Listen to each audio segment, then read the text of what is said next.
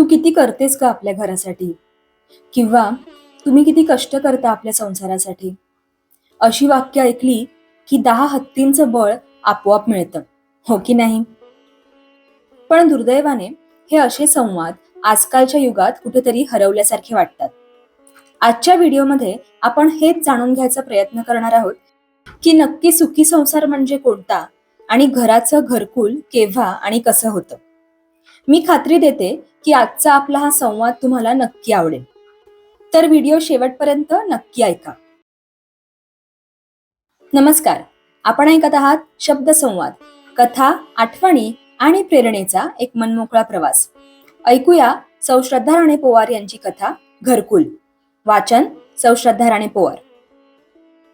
तुमच्यासाठी तुमच्या स्वप्नातलं घर कसं आहे?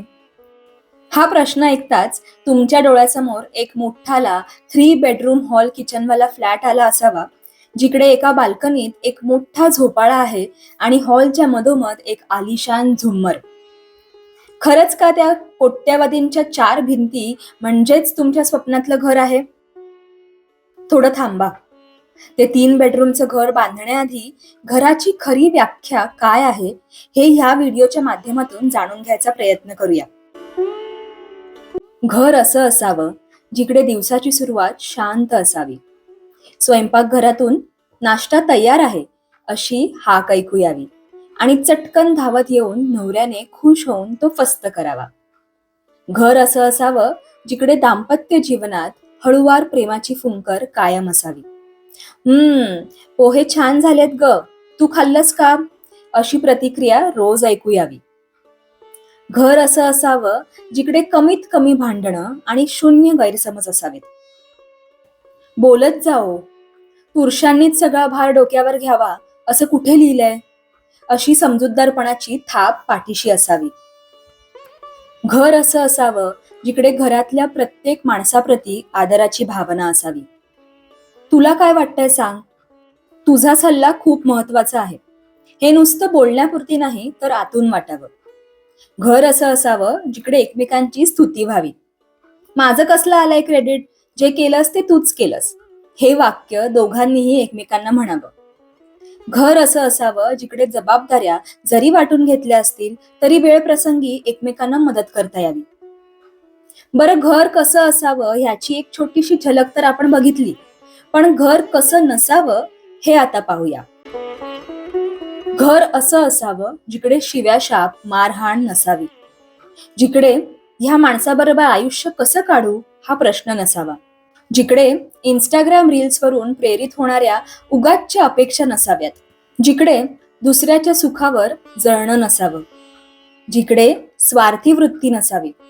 जिकडे सततचं रडणं नसावं पण खोटं खोटं हसणंही नसावं. जिकडे तुलना नसावी.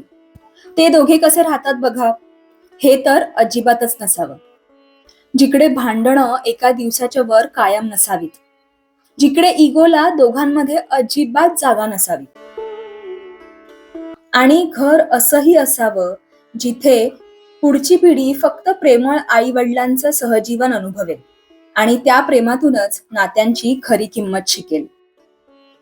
आणि अजून एक सांगू का, संसार कधीच 50-50 नसतो. तो कधी 20-80 तर कधी 70-30 असतो. परिस्थिती बघून आपण ठरवायचं असतं आज कोणाला जास्त मेहनत घ्यायची गरज आहे ते. हा शिखर जर तुम्ही तुमच्या संसारात गाठला असेल तर तुम्ही आता ज्या वास्तूत आहात तेच झालं तुमचं स्वप्नातलं घर. कारण घर हे फक्त सिमेंट आणि विटांनी बांधलेलं असतं, पण त्यात राहणारी माणसंच जर सुखी नसतील तर ते कितीही कोटींचं असो ते तुमच्या स्वप्नातलं घर कसं होईल? सांगा बरं तुम्हीच. घर मोठं असणं महत्वाचं की मन मोठं असणं महत्वाचं? 4 भिंती उंच असणं महत्वाचं की त्यातला विश्वास, प्रेम आणि समजूतदारपणा उंच असणं महत्वाचं? खरं तर घर म्हणजे फक्त एक जागा नसते. घर म्हणजे एक भावना असते, जिथे थकलेल्या मनाला शांतता मिळते. जिथे आपल्या माणसांच्या 2 प्रेमळ शब्दांनी दिवस सुंदर होतो आणि जिथे आपण एकटे नाही ही जाणीव मनाला बळ देते. आपल्या सगळ्यांच्याच आयुष्यात एक असं घरकुल असावं. परिपूर्ण नसलेलं पण प्रेमाने भरलेलं. म्हणूनच आजपासून थोडं थांबूया, एकमेकांचं कौतुक करूया, मनातलं बोलूया आणि आपल्या घराला खऱ्या अर्थाने घर बनवूया.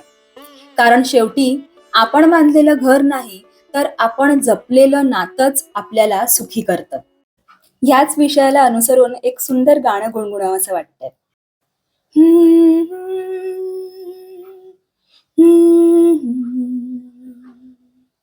स्वप्नाहून सुंदर घरटे,